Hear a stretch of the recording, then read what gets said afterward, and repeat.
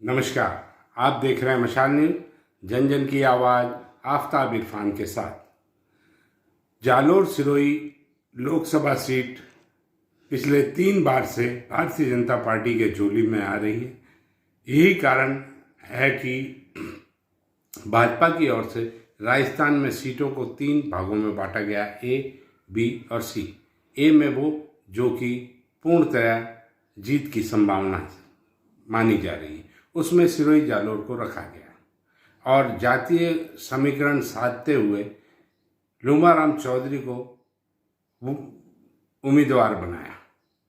तो मामला कुल मिलाकर एक तरफा नजर आ रहा था, लेकिन कांग्रेस ने भी अपने पत्ते खोले और आरसीए के पूर्व अध्यक्ष और पूर्व मुख्यमंत्री के पुत्र वैभव गहलोत को टिकट देकर मामला रोचक बना दिया। जहाँ तक लूमाराम चौधरी की बात करें तो जमीनी स्तर के कार्यकर्ता से उठे हुए नेता हैं और सहज स्वभाव के व्यक्ति हैं। उनकी पकड़ सिरोही जिले में मजबूत है, लेकिन जालोर और सांचौर के बारे में कहना मुश्किल है। वहीं वैभव गहलोत की बात करें तो कांग्रेस में पिछली बार के लोकसभा चुनावों में नेताओं ने एक दूसरे की कार्य सेवा की, जिसके कारण कांग्रेस के प्रत्याशी हारते रहे। लेकिन इस बार मामला दूसरा है। अशोक गहलोत के पुत्र होने के कारण प्रत्याशी के सभी नेता अपने क्षेत्र में नंबर लेने के लिए पूरा दमखम लगा रहे हैं। इसलिए इससे लग रहा है कि कई वर्षों बाद कांग्रेस एकजुट होकर चुनाव लड़ रही है। वैभव गहलोत की मजबूती यह है कि कांग्रेस एकजुट होकर उनके पीछे खड़ी नजर आती है, तो वहीं लूमाराम की मजबूती यह है कि उनके साथ मोदी का नाम जुड़ा है और विधानसभा में चलने वाले नारे जो उस समय पीक पर था, वह जो राम को लाए हैं हम उनको लाएंगे, वह नारा अब पीक पर तो नहीं है पर इस लोकसभा में भी मौजूद है। वह भी लूमाराम के लिए एक ताकत के रूप में। वहीं कांग्रेस के जालोर उपाध्यक्ष लाल सिंह राठौड़ भी मैदान में बागी बनकर कूद पड़े और उन्होंने बसपा से उनको टिकट दिया गया है और उनके पास इस समय दोनों ही पार्टियों का वोट बैंक में सेंधमारी का रास्ता है। बसपा से होने के कारण एसटी/एससी और राजपूत नेता होने के कारण राजपूतों में वे सेंध मार सकते हैं।